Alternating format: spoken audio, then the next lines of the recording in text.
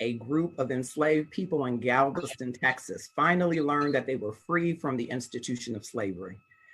This was almost 2.5 years after President Abraham Lincoln signed the Emancipation Proclamation.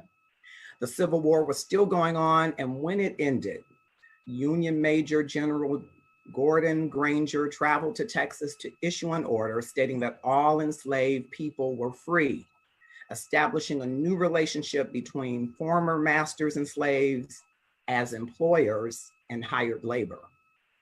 What does Juneteenth and freedom mean today? And is it a celebration, a call to action, or both?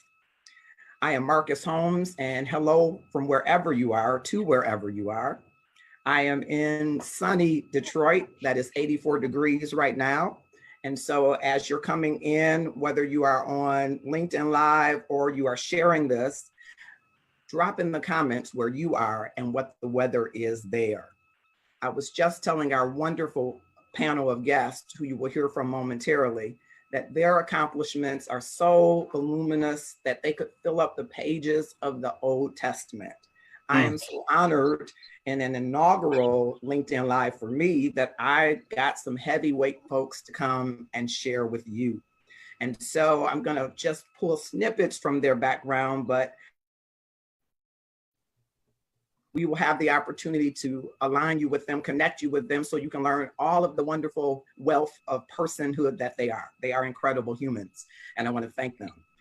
Reverend Enrico Da Vinci White is one of 4 children of the late Reverend Dr. Jerry T. White and Mrs. Frankie White, which makes him a PK kid, right? Absolutely. He hails from North Carolina, growing up in the Walls Memorial AME Zion Church in Charlotte, North Carolina, where he honed his skills to play piano and organ, equipping him to serve as the assistant to the minister of music and director of the children's choir, and serving at several churches as minister of music as well. In 1991, he was ordained as an elder in the AME Zion Church and assigned to the Marvin AME Zion Church in beautiful Waxhaw, North Carolina. Shout out to them. It's a beautiful place if you've never been there. And he had exponential growth with the congregation there. As a matter of fact, as we talk to him, we'll find out that he has had a myriad of growth opportunities throughout the various churches that he has pastored. Welcome, Pastor White. Thank you so much. Thanks. Good to be here. Race relations expert and leading author, Dr. Derek L. Campbell, has seen the process for improving race relations between teachers and students fail over the decades. Is it the students? Is it the teachers? Is it leadership? Is it the parents? Or is there a different story? Dr. Campbell has been in the trenches for over 2 decades as a teacher, administrator, and consultant. And as a result, he has had a radically different view, and through his unique system has brought about a shift in the way teachers and students relate in the classroom. Dr. Campbell is sometimes referred to as the racism exterminator for his ability to successfully transform the racism perceptions that students have regarding their teachers. He is the author of the book. I was grappling, Dr. Campbell, with which of many books and products you have, but I will say he is the author of the book, Promoting Positive Racial Teacher-Student Classroom Relationships. He's had successes in a number of regions, school districts, counties, including Burlington City Schools, Camden County Technical High School, the Woodston, Pillsgrove Regional District, and more. He holds a doctorate degree in educational leadership from Rowan University. He's authored, as I stated, several books in the area of improving race relations among teachers and students, as well as enhancing marriages. Thank you for joining us, Dr. Campbell. Thank you. And then nationally known career and diversity inclusion expert. And listen, I'm really going to take just a few of the points out of this dynamic lady. All of the guests are dynamic, but I'm telling you, because I'm in the field of human resources, I'm very excited to have her. No slight, gentlemen, no slight at all. She recently received the nod from Crane's Business as one of 2020's top HR leaders. And so we're so grateful to have her, and her work is extraordinary. She is also an author Among her many writings is What's in Your Sandwich? 10 surefire ingredients for career success and 7 savvy ingredients to supercharge your confidence. She serves as the president and founder of Sachet LLC and the Sachet Career Academy for Women, SCA. Her company provides strategic career coaching, training, and development for leaders looking to advance their careers. I can tell you she has an extensive list of clients from Detroit Area Agency on Aging to Mercedes-Benz, from Henry Ford Health Systems to ITT Technical Institute, and every company just about in between. And many, many awards and accolades, many great initiatives that she's done, including increasing diverse talent pools for major healthcare companies by 38% by carrying out a year-long strategic workforce plan. Welcome, Joycelyn Giangrande. Thank you so much, all of you, for being here. We may have one person that may have joined us as I was going through these illustrious, I'm telling you, these illustrious introductions. Welcome. Thank you for having us. Thank you. Thank you for being here. And so I think I will start with you, Pastor White. Tell us a little bit about, I know that the AME Zion has a rich history around Juneteenth, celebrations in Juneteenth, but tell us a little bit about what Juneteenth means to you and where you think we are in our quest, if you will, for freedom today. So first, again, let me say thank you for allowing me to be a part of this great host of witnesses right here. And thank you for those wonderful words. You do wonders for my ego. I greatly appreciate that. I am a part of the AME Zion Church. I pastor the Weeping Willow AME Zion Church here in Charlotte, North Carolina. And the AME Zion Church, we call ourselves the Freedom Church because we've always been in the forefront when it comes to the freedom of our people, civil rights, and we keep that in the forefront. We have a rich history of those who are part of, always a part of the civil rights movement. Even as back, I pulled off my shelf just a few moments ago, a book from one of Bishop Walls from our church, The Reality of the Black Church, which gives a history of the AME Zion Church. And within it, it talks about members that we've had, such as James Logan, Harriet Tubman, Bishop J.J. Clinton, Frederick Douglass, Sojourner Truth, who are all a part of the AME Zion Church. So we've always been in the freedom movement. Mm-hmm. And Juneteenth for us is a day of celebration, but it is also a day of charge and challenge. Because while we celebrate the fact that Juneteenth commemorates the day when all slaves were really free, it also shares that we understand that the Emancipation Proclamation that was signed nearly 3 years before supposedly had freed the slaves. But we understand that none of us is free unless all of us is free. Mm-hmm. So Juneteenth is the day that we celebrate and remember that that's the day that acknowledges that last part of us that didn't know. They had that knee of ignorance on our necks to keep us enslaved. Thank you for that. And I will go to Dr. Derek Campbell to get your opening thoughts on race relations, which you've done a lion's share of work in this area, particularly in the educational area. Juneteenth, we heard Pastor White talk about it was 2.5 years, almost 3 years after the Emancipation Proclamation. Now, some rumor, Pastor White, that was an agreement between the two sides to make sure that another harvest happened. So they wanted to be able to get another year's labor out of the people who were enslaved. That's one of the theories behind the lag time between. Of course, some say because Texas was somewhat remote from the fighting, remote from the action, that it took longer to get the message there. But today, Dr. Campbell, where are we in our Juneteenth celebration? Do we have something to celebrate around freedom? And if we do, what should we be celebrating? And what might our call to action be given our current racial equity climate? Well, first of all, I'd like to thank you, Mr. Holmes, for that great introduction. When I go places, I'm going to call you and let you be the person that introduced me. I'll send the videotape. But when I think about Juneteenth, I look at it from a systemic perspective. And the way I see it is it's just a symbol. And the way that symbols surface is through a process.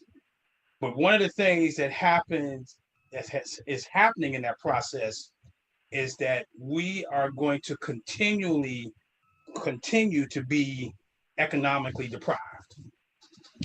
And so that's the part about the holiday that disappoints me. I was looking at an article today and it was talking about the spending habits of the Black community. And so, like, I saw one picture and there were like three African-American young ladies and they were cheerleading. And I said, well, the dresses cost, the pom-poms cost. And I said, well, why can't we celebrate? We can celebrate, but how come we can't take some of that money and invest it in property as a group or invested in stock as a group? And so when you look at how people spend on a holiday, because most people go out and they'll buy a car today, they will look at houses today, they will go out and buy food for a barbecue.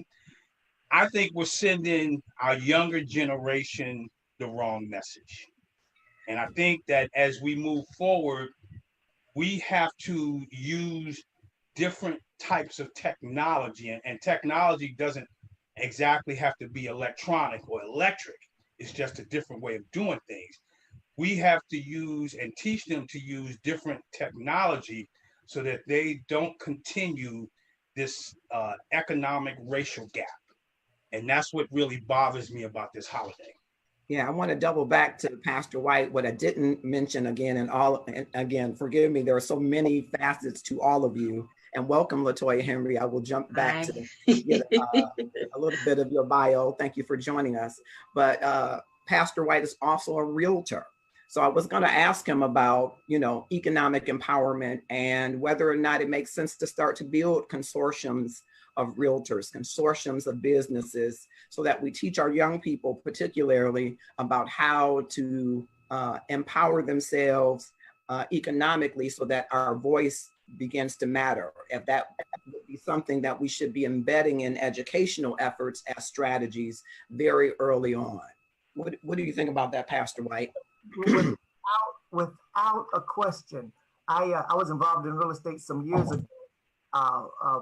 And when I started pastoring in New York, I let my license in North Carolina lapse. And for the last 10 years, I had not been involved in real estate. Just recently, within the last year, I got licensed again here in North Carolina. And my main purpose of getting a real estate license really was to empower our people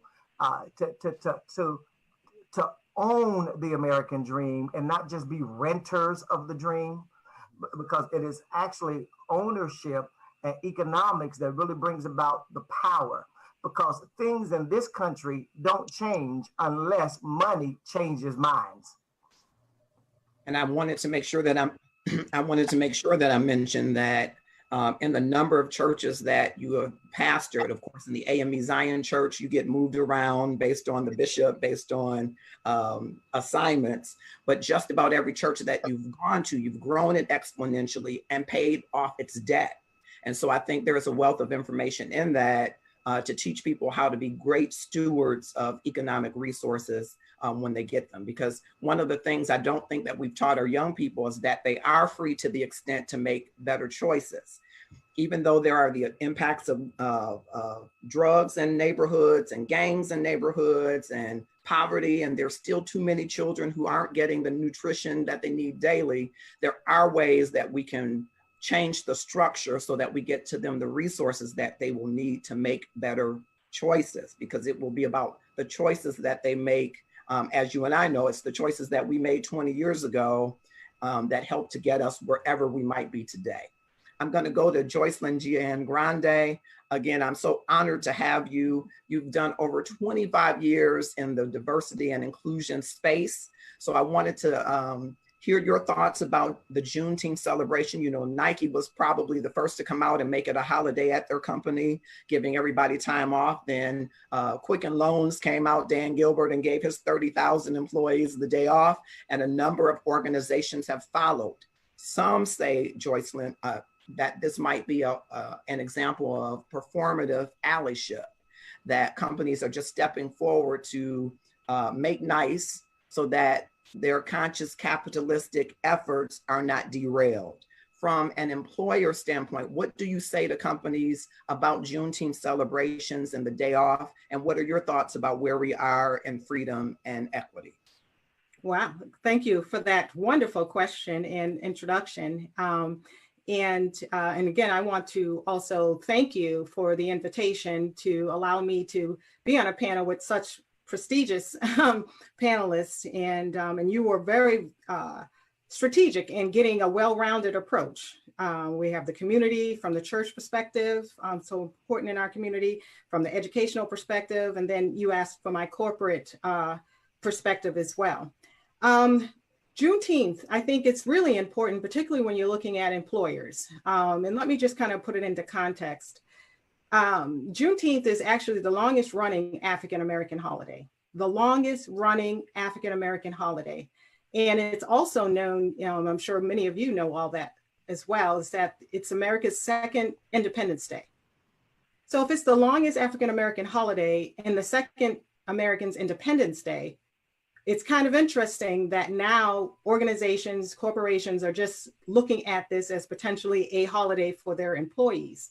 And it is still something that as a country, we're still trying to get as a national holiday. So when you're asking, where are we today?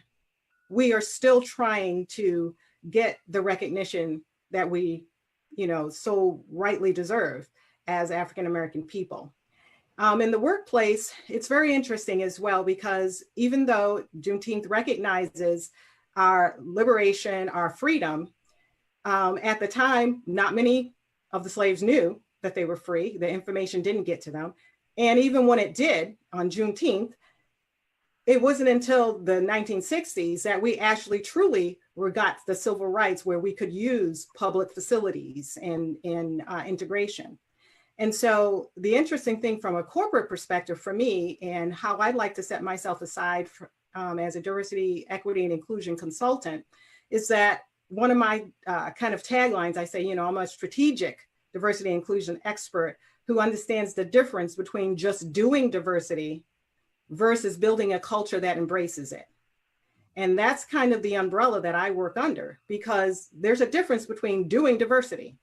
And a lot of organizations, as you were saying, people question their sincerity about all of these public stances that a lot of organizations are making. So is that just doing diversity? Are you in creating the environment that embraces it? And that's a whole huge difference.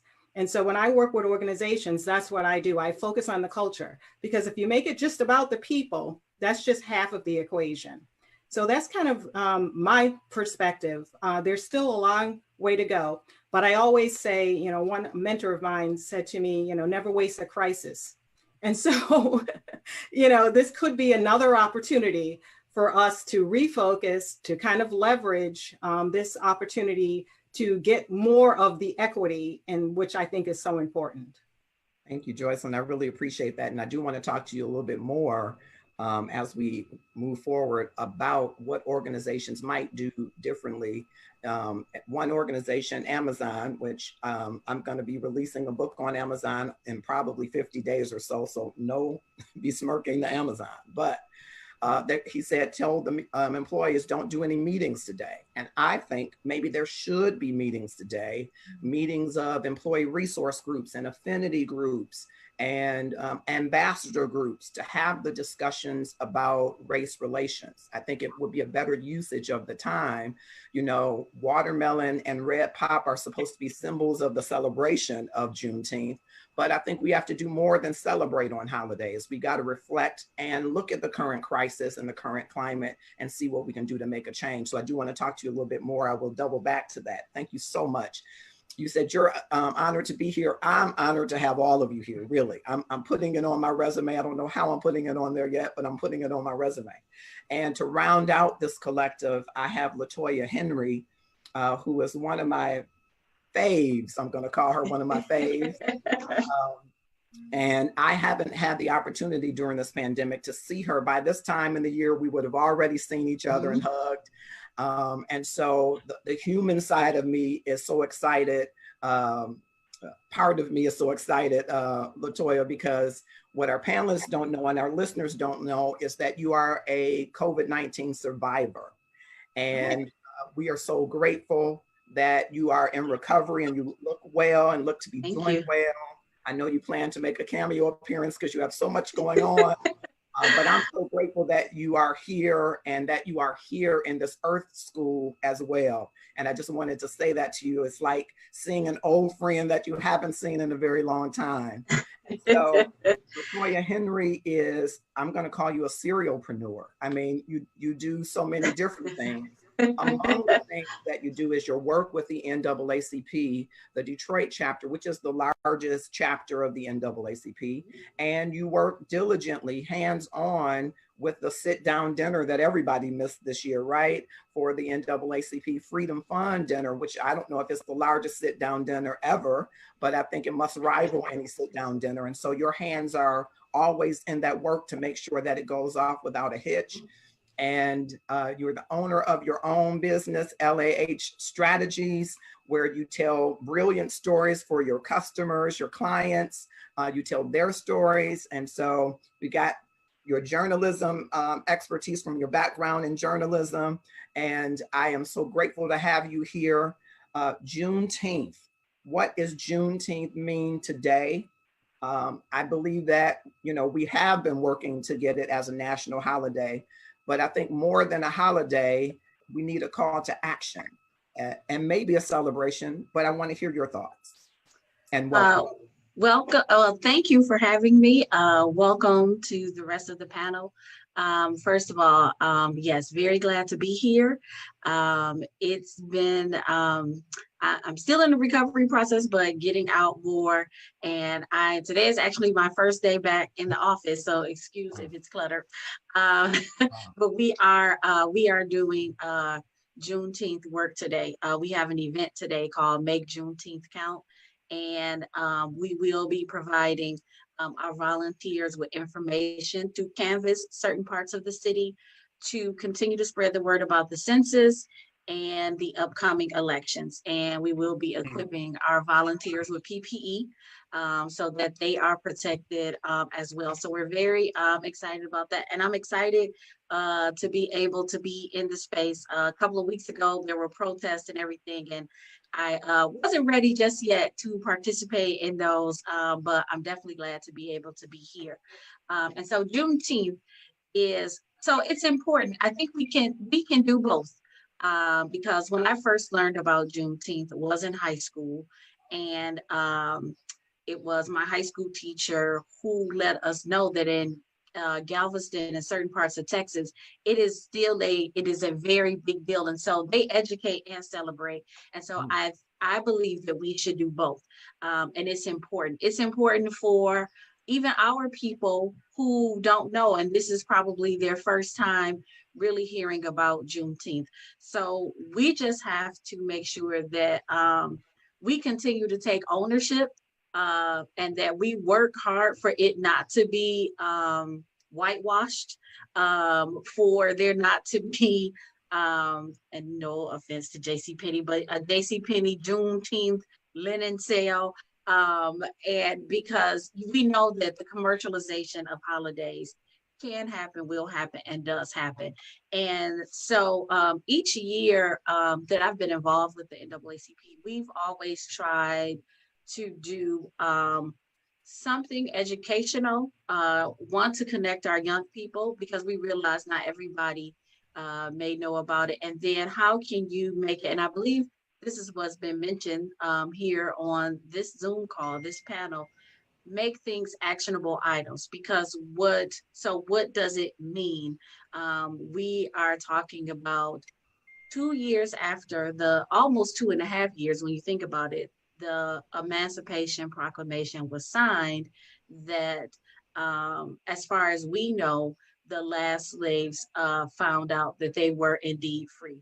And there is, and it's not just, it's actually an international celebration, because there is a certain part in Mexico as well where slaves had escaped, and they celebrate Juneteenth as well. So it's an international celebration. So everyone, I believe, so that's why I say celebrate and also educate in this holiday. But it's very important.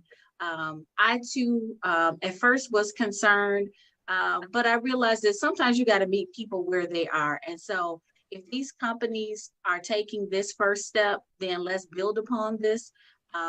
Let's not shun them, but let's build upon it, and let's hold them accountable. Many corporations operate to be good corporate citizens, or at least that's what they have in their mission. So I think it's on us, whether if we consume a product for them, if we work for them, if we are somehow connected to them, then we must push back. So don't just think, okay, we did nice for 2020. Whatever you started this year, we expect that and then some next year. Yes, thank you for that. I had a question that I wanted to ask you kind of, and Joycelyn as well, because I wonder, what do you say to clients who have been used to doing performative allyship, really doing these bold statements and maybe not fully aligning their cultures with the story, especially in this current climate? So how do you advise clients that are out there taking bold stances against racism, but they don't have a diversity officer, or they don't have an internal mechanism to have the conversations, and they haven't sought equity internally in their organizations? What advice would you provide to those business leaders and owners about their allyship? Mm-hmm. Well, one of the things that I have done is just to hold up a mirror and have them look in it. Because it's interesting, when you're a consultant, you're external to the organization. And so I always do some research before I work with a potential client. And what they say externally on their websites, their mission, vision, and values around diversity and inclusion, their diversity statements, their diversity definitions. A lot of times when I read that back to them, a lot of them have heard that just for the first time. In fact, they had no idea what they were saying externally. The marketing and communications department understood that. So, and then when you try to marry what they say externally versus what is actually being said internally, that's the wake-up call. Mm-hmm. And so if you can get them to that point where they can feel open enough and courageous enough to look at the, difference between what is saying externally versus what their people are saying internally, that's where you can close that gap. And so that's what I work towards. You also have to build a relationship with companies and build that trust and understanding that they can trust that you are going to help drive them in a direction that's going to help them with that inclusion. And the way I do that is not just to say that diversity and inclusion is the nice thing to do. It should be a core business strategy. Mm-hmm. Because at the end of the day, they are a business. They need to make money. They need to grow. They have to find the right talent. They have to be productive. They have to be innovative. And if you can connect those dots and use the language that they're saying that they use in terms of business strategies, I think the ears open. Where you just make it a nice thing to do, we're going to celebrate cultures or ethnicities, and we're just going to make sure that we hire diverse candidates. It's very thin. They can't see the clear line of sight, how that's going to help them long term. And so when I connect those dots, then they're much more open, to close the gap between that external face versus their internal climate. Got it. Yes. And yes. And so sometimes they have to take a step back because in this day and age with information, your audience will be quick to call you out, or sometimes your internal audience, which are your employees, will find it interesting. You're making this public statement, but it's not reflected in your business. So for instance, I have a close friend of mine. She is a senior level executive with a company, and she was courageous enough to point out to her boss that the HR department wrote their Black Lives Matter statement, and she told them that it was absolutely out of touch, that that was not the move for them to make. And her boss appreciated her honesty. And now she is helping to have them have further conversations and to do some real training and to put some teeth to what they said. Now, of course, every situation may not be like that. So I always suggest approaching it is if they're looking to do something short term, there will be ramifications if they're just trying to make a gloss over statement. But if you're truly looking to value diversity and inclusion and you're looking to accomplish something long term, then let's not only make the statement, but let's have some actionable items that you can have in place with that statement and that you are able to see it through, because it's swift. Our younger people like to practice cancel culture, and they will move quickly, as many organizations and companies are finding out. And so, for instance, the very popular coffee company that in my mind, a whole 24 hours passed before they cleared up the whole internet gossip and rumors about whether or not what their employees were or were not able to wear. And you have to be diligent and respond quickly, but make sure it's a valid response. But sometimes if you wait too long, things can just mushroom and balloon out of hand before anybody is able to hear exactly the message that you are trying to give. So as Jocelyn mentioned, I too research my clients, because you need to know what you're potentially walking into and what you're dealing with. And some of them have blinders on and they do need to see. I mean, you can say you're practicing diversity, but still have majority white women that fit your diversity quote unquote mandate. Or you can say, well, we have people of color, but do you specifically have Black people? Like, what are your, like, where are the outreach efforts? What are you doing? And also, are you reviewing what you're doing? Because everything doesn't work for everybody.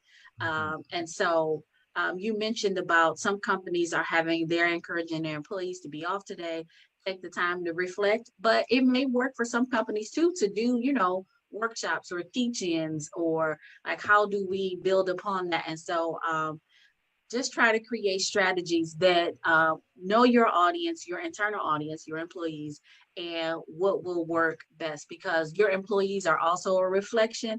And if people see that your employees really like what you're doing too, then that too can also help your bottom line. Yeah, I want to go to you, Pastor White, similarly, because you preached around the country, which I didn't mention in the intro, but again, there are so many nuggets about each of you. And so I know that you have white majority colleagues that are pastors. And so what are they saying?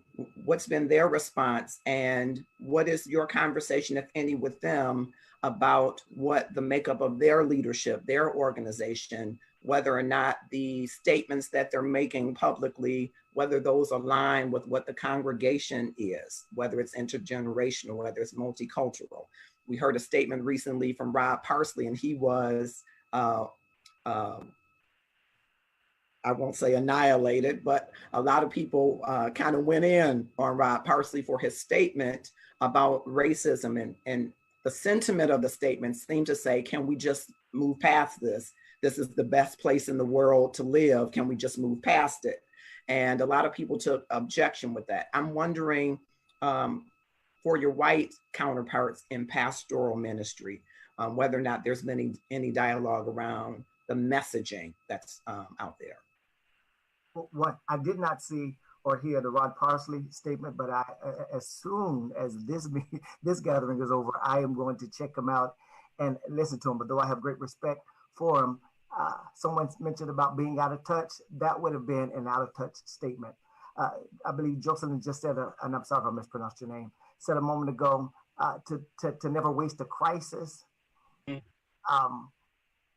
I think Paul put it this way: all things work together for the good. So even in the midst of a crisis, things will work out, can work out for the good. It just really depends on what we do with that crisis and what we do to move beyond that crisis. It's interesting that here in the city of Charlotte, Greg Brown, who is an Episcopal priest here in the city, several months ago started attending our men's fellowship when we were still physically meeting on Mondays. One of our members as a county commissioner had befriended Father Brown, and he had started coming. Well, since then, pandemic transpired. Since then, George Floyd has taken place, and he in turn has invited some of the men of his congregation, white men, who've joined us by way of Zoom on our Monday night gatherings. And just to hear, as I believe that this crisis pandemic has made others aware of that which we've known all of our lives. But now that they're forced to have that stay-at-home opportunity and do nothing but see what's going on, anyone who has any humanity, or you have to absolutely be inhumane to not feel the pain of a George Floyd. And to hear my colleagues, my white counterparts, to share and to see some of the things that they're sharing, and some who are a couple who've been on our CEOs of major corporations here in Charlotte, to hear them say what has taken place can't take place any longer. To hear them say that we've been in error, we've made false and inaccurate statements based on our own experiences. But now that we see it from another perspective, from experiences that we now see, the Buffalo, the 75-year-old white man in Buffalo, they see, wow, is this what's been going on? Have we had blinders on all of this time? So I'm starting to see some of my white colleagues to really get it and to take an active part. As a matter of fact, Greg Brown and I talking about when we're able to bring the congregations together, our men's fellowships together, to say, what can we do to move beyond verbiage? What can we do to move beyond these wonderful photo op moments to say we're together? What are we really going to do to bring an end to systemic racism, and particularly here in the Charlotte, Mecklenburg, North Carolina area, but then to let that grow and blossom, hopefully throughout the community and the world.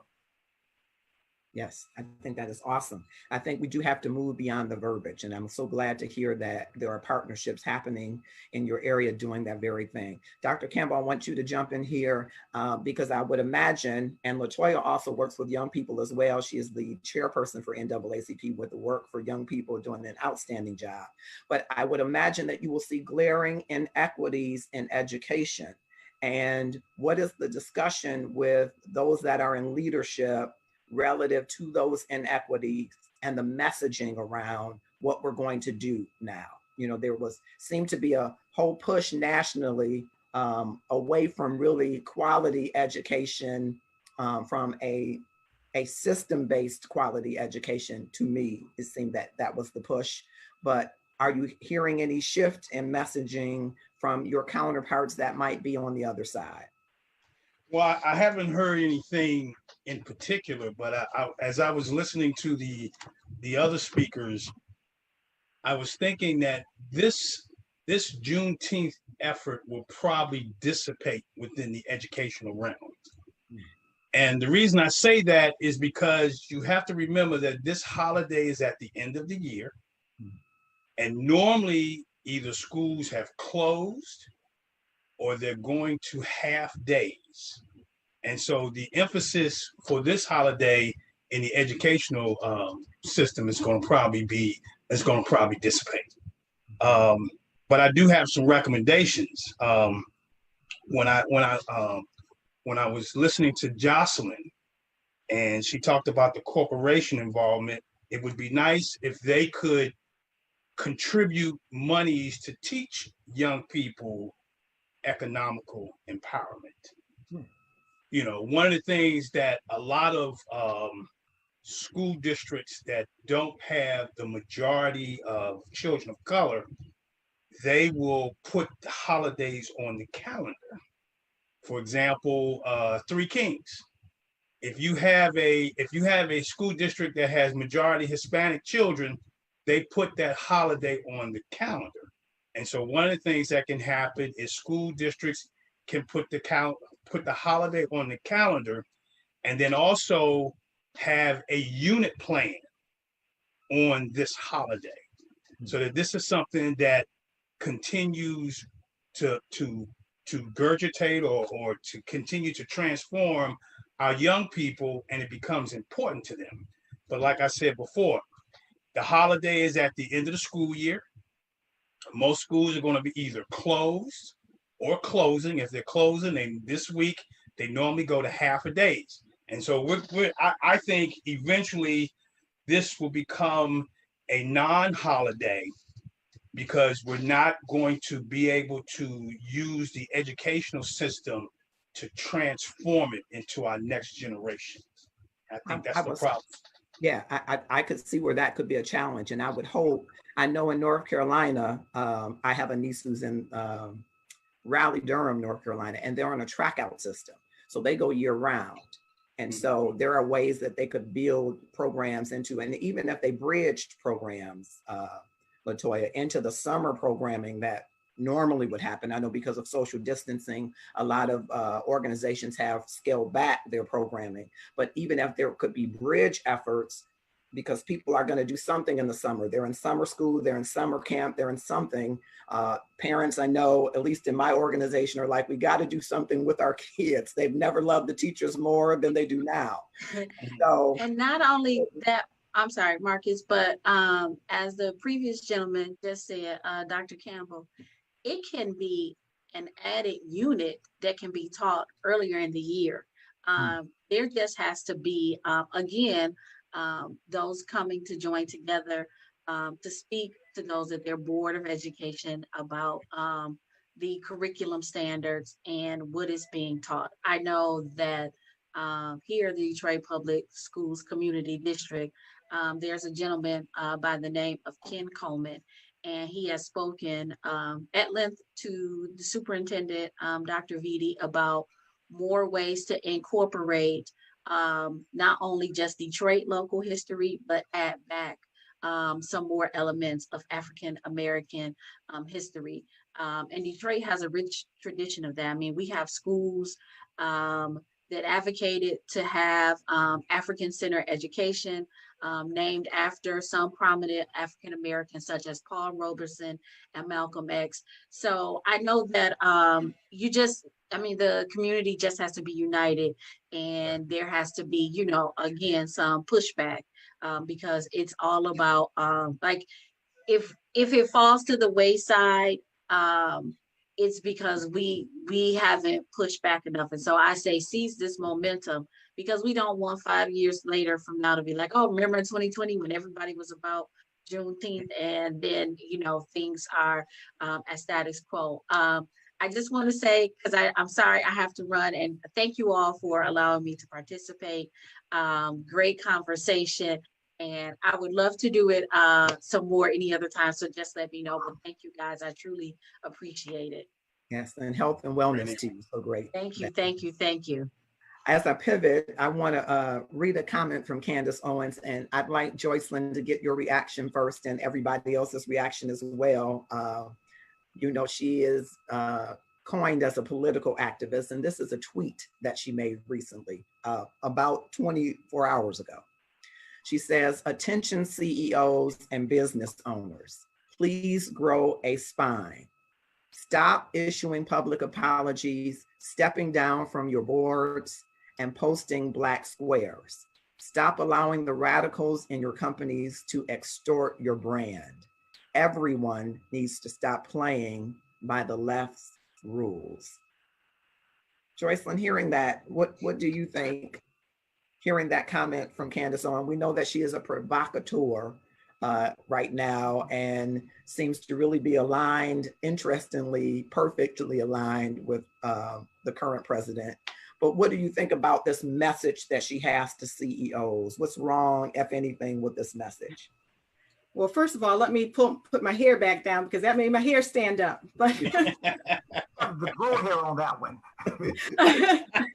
that really did. Woo, I bristled when you read that. But well, whew, the truth of the thing, I mean, it's a sad time, I think, sometimes when you look at the current presidential administration, but it is also an opportune time. And the sad part of it is that when I'm sure you're aware that the current president was looking to hold his rally on this day, not knowing or not respecting, I'm not sure which one it was, respecting that it was Juneteenth. But when he made a public statement, he made the statement that he made the holiday popular because most people didn't know about the holiday. Mm. So I don't know whether most people knew about the holiday, but the point is the president should have known about it. And so when you take that into consideration, it kind of sets the tone for the country because he's the ultimate leader of the country. But I think that comment went flat. It was tone deaf. It was probably just for a certain audience. I think most of the country, either whether they understand or are aware of Juneteenth and its meaning, I think at this point, people are willing to listen, more people than not. And I agree with LaToya before she sounded off, was the fact that we need to seize this opportunity and we need to keep it front of mind. And one of the reasons why we're talking about it today, and probably why we are, as even a panel, are talking about it, is because the protesters have not given up. They have gone on continuously keeping this front of mind, adding other initiatives to it. And we all, as a community, whether you are African American, Black, Latino, all need to stand together, or in even white. And I think that's the other thing that has brought the attention to it, is that this has been an inclusive effort. And anytime major change has happened, it has been an inclusive effort where people come together from all walks of life and join together and move in the same direction. Yeah. So it's kind of great that she put out there her thoughts to a targeted audience, but I think that audience is in a minority. And if you are truly a progressive organization and company, you would know that putting out a statement like that is not a sign of weakness, but a sign of courage. And it will be continuously courageous if you put some actions behind it. And the way my phone has been ringing from organizations tells me that they are willing to take that step, that courageous step. They just need some direction. Yeah. And so a lot of companies have said, you know, we really want to be part of the solution, but we don't know where to start, or we need to dust off our efforts and make them much more relevant to what's going on, or how do we open the door to conversations, to have some of these difficult conversations. So I actually see organizations showing that courage. They may not know exactly the right step to take. And I think we need to allow them to maybe have some mishaps if they're willing to listen, so that they can kind of streamline it a little bit more effectively. But I think her comment was tone deaf. It was inappropriate, and I don't think it fits the times that we're in. No, not at all. And as a matter of fact, the current and temporary resident of 1600 Pennsylvania Avenue, when he made that statement that, you know, he made the Juneteenth famous because no one had ever heard of it before. Well, one of his staffers right there in that same meeting reminded him, since you've been in office, we made a statement each year about Juneteenth, when his response was, we have. Yeah, and I thought it was interesting that he would even have a rally in Tulsa, considering the massacre that happened there on Juneteenth. It's just like, who does he surround himself with who doesn't understand what to do in crisis, and even how to leverage the people that you say you want to engage in crisis. But yeah, I thought that was really interesting. It means there's always to distract and to divert. And it was an attempt to distract, take away attention from what the day really is, to bring attention to somewhere else. but as really the movement that is now taking place has been such that no, the distraction this time just won't work.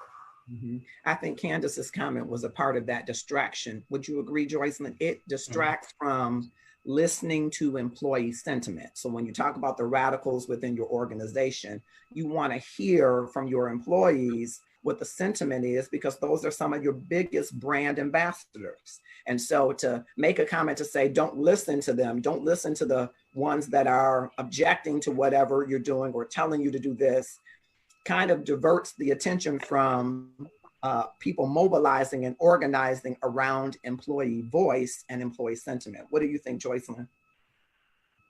Well, I agree with you, because the reason why she made that comment is obviously she's not listening. She's not listening to where we're going as a country, to the message that is being sent. So that's why her comment was, off base. But the listening to your internal community, to your people, is so critical. It is so critical to understanding and being empathic, putting yourself in someone else's shoes, and really understanding what is going on. What is that experience like in your organization? Then where do you want to go forward? Whenever companies make these big moves and statements or decisions, like even though LaToya talked about the big coffee company, and we probably all know which company she was referring to. But I always wonder who was in the room when they made that decision. Did they have diversity of thought, experience, perspective in that room? And when you're talking about diversity in those rooms, when you're making those kind of decisions, think broadly in terms of diversity, because also I have challenged organizations where they say, well, no, we had diversity in the room. We had people of color in that room when we made that decision. But not every African-American's perspective is not the same, and experience is not the same. So when your bench is thin, you may only have one person to tap. So it tells you that you need to get more on your bench so that you have different perspectives. Just like, a majority populations, their all experiences are different as well. So if you have just one person of color and one woman, doesn't mean that they can represent their entire group. So you need much more depth when you're making those decisions. Okay. And so on Juneteenth, or leaving Juneteenth, we're halfway through the day, depending on where you are in the world. What are the things that you would recommend as reflection or call to action that individuals can do and organizations can do? I'll start with you, Dr. Derek. If you tell us what, from an educational standpoint, especially, I'm very fascinated and would love to have you on to continue this discussion, all of you, to continue the discussion, because I don't think it's a one-off to get anywhere, but I think if we continue the collective conversation, that's where the best ideals come from, and opportunities for us to really make the kind of difference that we aspire to have in our world, in our cities, in our communities. So Dr. Derek. I think we're going to see an increase in symptoms related to the school to prison pipeline. And I say that because many schools are planning to reopen, but they're not talking about some of the anger that may be fueling in our young people. I want to jump in and ask you a question on that. So how do we give them the tools so that they can have these conversations? Of course, I'm thinking in my mind, because Joycelyn's a mentor, right? She could have conversations with girls. She's done work with Forum, which I didn't get to put that in your bio. I'm trying to get the highlight points. Pastor White is a pastor. So when he brings together with Pastor Brown and the men come together, they could have mentor sessions with younger people to talk about that frustration and anger. What are the tools that we can employ about getting people to have some ways to allay some of that anger? What are the tools? Well, you have to remember that the majority of the teaching force is white female, okay? And so the tools that they're going to need is they're going to have to be able to shift the perception that the young people may have regarding them. As interesting as I talk about this, I think about there are many whites that have been arrested during these demonstrations for burning stuff down. Mm-hmm. And so now that even kind of highlights the perception that many of them may have regarding these white teachers. And so they're going to have to prepare themselves to be able to say to young people, no, we're here for you. Not, no, I don't like your behavior. Let's get you out of here.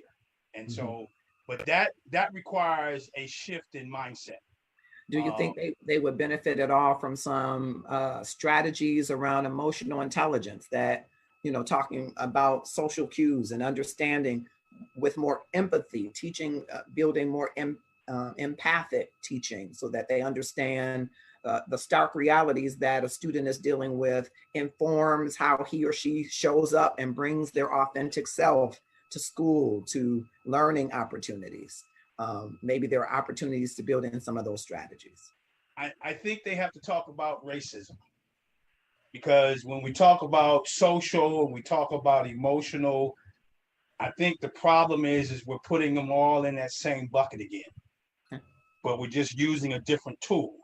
I think we have to talk about racism, and they have to be able to talk about racism.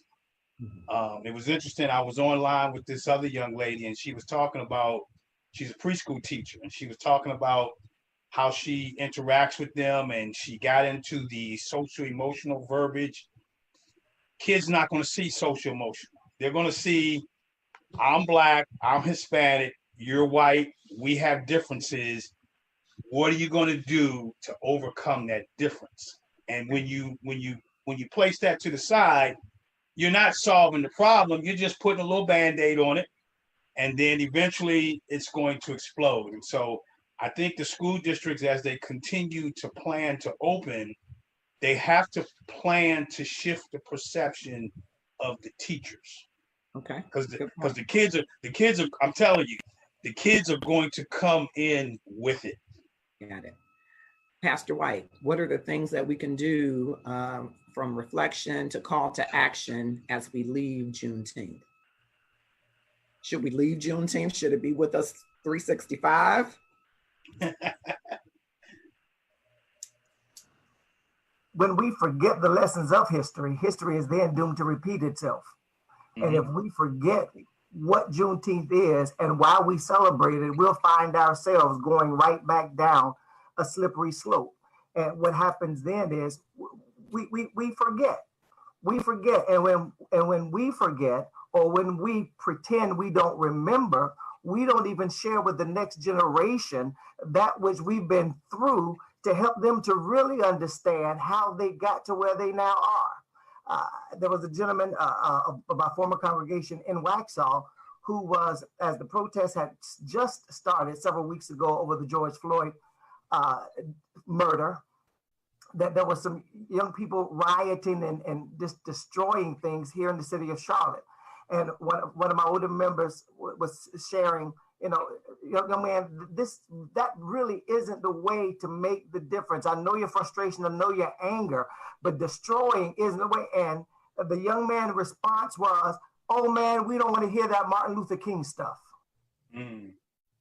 Well, if you really knew even the history of Martin Luther King and the things that he said and shared, you would understand more so that Martin Luther King wasn't just about the demonstration, but what impact follows the demonstration. For him, for example, the Montgomery Boy boycott was not just about demonstrating, but when it hurt their pockets, when it hurt their economy, that's when a change took place. So yeah, we've got to reflect, we've got to educate, we've got to remember, but then we've got to execute a plan that plan can continue on. Even as we speak now, I'm so proud of the young people right now in the city of Charlotte. As we speak right now, there's a youth movement in Marshall Park in Uptown Charlotte that the youth themselves have put together to demonstrate and to remember Juneteenth. And as some have gathered, others by way of social media telling others, get down here. and they're doing their part to help make a difference. We as the church have to do our part to be sure that we educate, to remind all, this is how we got here, but now we're depending on you to take this mantle and take us to the next level. Thank you, sir. Joycelyn? Mm-hmm. Well, I think Juneteenth should stay with us. And I think it's part of our responsibility to make sure it does. I think of a saying that another mentor shared with me at one point, was saying to make sure that you act as a member and not a guest. And I think in our country, it applies too for African Americans, people of color, that we have to act as Americans with all of the rights and liberties and freedom that comes with it. We may not feel that we have it, but we have to act like it. And so if your workplace doesn't celebrate Juneteenth and it doesn't make it a holiday, or they don't have a celebration or a discussion around it, bring it up.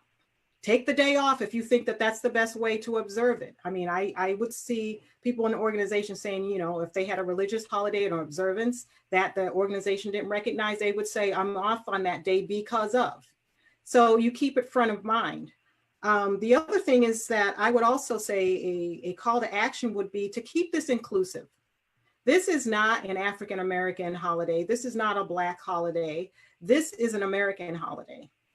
And if the more we keep it inclusive, the more people feel that this is about us as a country. What do we stand for? How do we make sure that everyone is treated equally and fairly? And so this has to be an inclusive effort. And I think we need to open the doors, keep that going, just like the protests have been very inclusive. That's what gotten all the attention. Any major change, I said this before, has been very inclusive. And we need to keep that. And I remember when Martin Luther King Day, when there was a fight to make that a national holiday. That's not an African American holiday. That's not a Black holiday. That is an American holiday that people of all walks of life appreciate, they enjoy, they celebrate, they talk about, they quote Dr. King from all walks of life. And I think Juneteenth needs to be that way, but we may have to make sure that it does. Yes. Well, we're close, or we're at 102, and I want to share this from about Opal Lee. I don't know if you're familiar with her. She's a 93-year-old historian from Texas. She and her family lived in a predominantly white neighborhood in Fort Worth, and when she was 12 years old, her family home was set to fire and vandalized. And so she went on in her life to be a teacher, an activist, and eventually in 2016, at the age of 89, she decided to walk from her home in Fort Worth to Washington, D.C. This was a part of her effort to ensure that Juneteenth became a national holiday. It's stated that she traveled 2.5 miles each day to symbolize the 2.5 years that Black Texans waited before they were notified of the Emancipation Proclamation. And so here are the words that she says are her vision for a national recognition and a celebration that will help move us beyond just celebration, but as you said, Joycelyn, for it to live with us to keep going forward. We have simply got to make people aware that none of us are free until we're all free, and we aren't free yet. There are so many disparities. You know, we need some decent education and some decent jobs that pay money, and we need healthcare and all kinds of things. And if people would just get together and address these disparities, we'd be well on our way to being the greatest country in the world. I think that's some sage advice from 93-year-old Opal Lee. And I think it's something that we could all incorporate in allowing Juneteenth to live through us. Even if it's at the end of the school holiday, Dr. Campbell, we can make it live through us by coming together, addressing the disparities, ensuring that people have access to the things that they need. Rinse and repeat is what I call it, until Juneteenth lives as an American holiday in the hearts and lives of everyone. I am so honored again, and I want to continue the conversation and have you all back. I know sometimes people say that, and this is my inaugural LinkedIn Live, but I assure you, as your schedules will permit, I will be inviting you back, because I believe we got to continue the conversation. It's a lot of conversation to cover, right? From the ecumenical status to the educational institutions, to the civic organizations, to employers. There is so much overlap and interplay, if you will, to get to a place where we can mobilize, strategize, and activate initiatives and programs that are really going to rid our system of the inequities that currently are there. And if it is to happen, it can only happen if we unite and come together. And so today, in our very small way, with very great minds, with a lot of commendations, I appreciate your input, and I hope that you will come back at the invite to share more in this discussion and conversation. Just quickly, I'm going to go around. Where can we stay connected with you? Joycelyn, how can we stay connected with you? We can connect with you on LinkedIn, and where else? Yes, you can connect with me on LinkedIn, and you can also connect with me on my website, jocelynjohngrande.com. I've been saying Joycelyn all day. I'm sorry. That's my second name. The other people call me Joycelyn. So. I'm so sorry. Pastor White, how can we keep in touch with you? Of course, I am on LinkedIn. My Facebook is my name, Enrico White, Enrico D. White, and at the Weeping Willow AME Zion Church, weepingwillow.amez.org. All right. And Dr. Derek Campbell, how can we keep in touch with you and see all of your products and research and work? I'm also on LinkedIn. I have a website, racismexterminator.com, and my email address is leadexterminator@racismexterminator.com. Okay, and tell us one of your books that you have, Jocelyn, one of your books that you have, Enrique, any products that you have, just quickly. This is my original, Promoting Positive Racial Teacher-Student Classroom Relationships. And where can we get that book? Is it on? It's on the website. I also I developed a facilitator's guide for school districts as well. Yeah, I saw you had a litany of products. I'm sorry that in an hour I couldn't get to all of that, but we're going to have you together again, because in my thinking, I don't want to be a person that just convenes people to talk. I really, HR Passions, which is one of my passions outside of my work with the city of Detroit, is really about connecting people with their passions. And so I'm very much about networking. I've seen, just hearing you all, I hear a ton of network opportunities, but I'd like to get more people in the education space involved in this conversation, more people in the diversity and inclusion area, Joycelyn, to have more robust discussions about, okay, you've been doing this for 25 years, help some of the other people that are advising employers on the missteps that they could be avoiding. Pastor, you're doing a great thing with having Pastor Brown together. Maybe we could have a part of that conversation live, where we can, help other churches to start to have these conversations. I think it's important that we mobilize in respective areas and then bring back the best of those ideas to the group. And so to me, you're a part of that inaugural group that I hope to grow as an outskirt of this. I really think very much of what I know of you and really appreciate your input in that. Jocelyn, what products? I know I got one of your products, but you were so kind a couple of years ago to share one of your books with everybody in our conference, but please.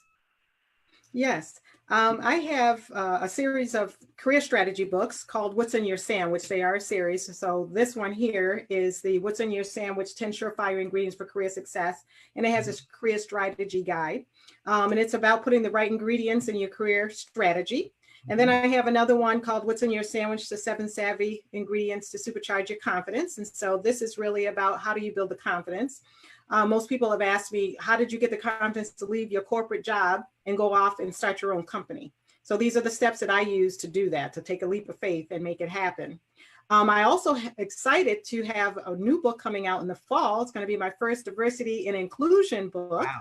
Wow. And I am writing a diversity strategy guide, the steps to building a sustainable and profitable diversity and inclusion strategy.